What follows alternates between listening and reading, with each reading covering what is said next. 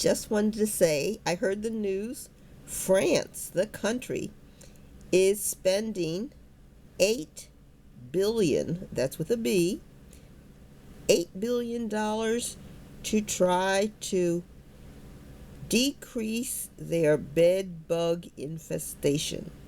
The bugs are everywhere and they are resilient, very, very difficult to kill, and usually requires tossing and burning anything that is infested.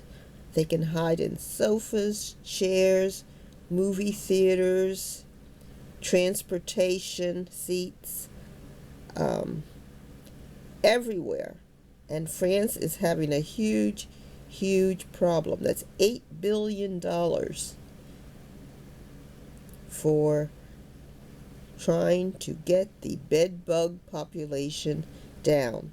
And they are scheduled to host the next Olympics. So what will that do for all of the garments people want to buy at an Olympic game, and for souvenirs, and for the people who are participating in the Olympics?